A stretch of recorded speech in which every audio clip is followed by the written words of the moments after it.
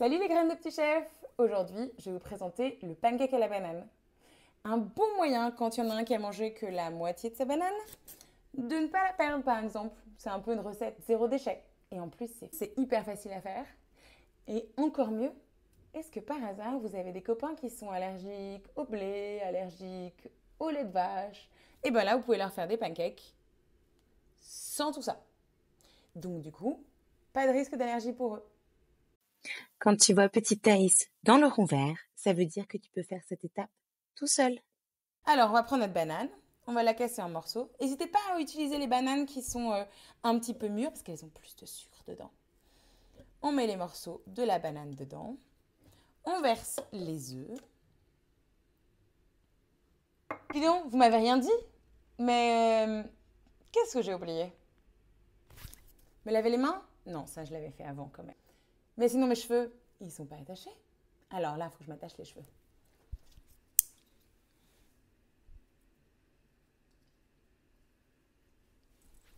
Et voilà! Donc, revenons à ce que nous étions en train de faire.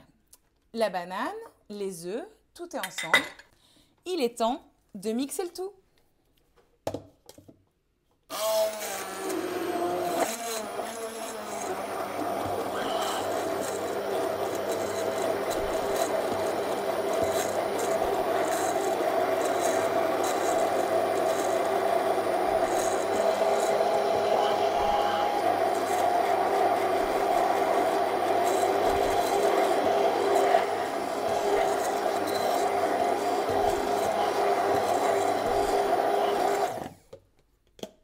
Ça y est, on a un très beau liquide.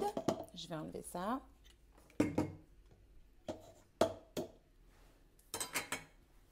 On a un très beau liquide, bien lisse, avec quelques bulles, bien aéré. On va pouvoir maintenant sortir la poêle. Alors, on a notre poêle, on a du beurre, faire cuire nos pancakes. Pour ça, on allume la plaque, évidemment, c'est mieux. On va faire chaud, mais pas trop chaud, plutôt moyen, parce qu'en fait, c'est de la cuisson des œufs. Et les œufs, ça se cuit normalement à feu doux, tout doucement. C'est pas la peine de les faire crépiter.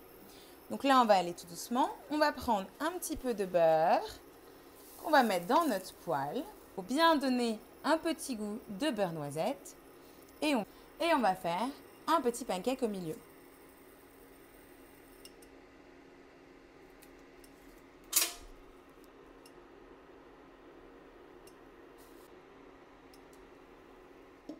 On doit faire bien attention à une chose, c'est de voir apparaître les bulles tout doucement qui vont montrer que, enfin, les bulles quand elles éclatent, ça montre que le pancake est cuit.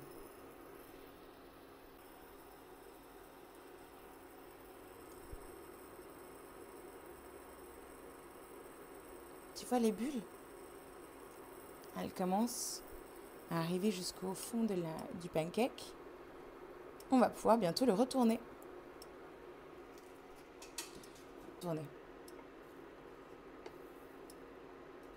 Encore un petit peu de temps. Ça commence à se défaire tout doucement. On attend encore un peu. Si on n'est pas trop sûr et qu'on a peur que ça brûle, il ne faut pas hésiter à redescendre un peu le feu. Il vaut mieux que le pancake soit vraiment cuit partout quand on le retourne, plutôt qu'il soit tout liquide. Au moment où on va le retourner, il risque vraiment de couler. On ne veut pas ça. Je crois que ça va bientôt être bon pour le retourner. On voit bien les petits trous. Et si je touche, on voit que c'est presque cuit sur le dessus. Allez, on essaye.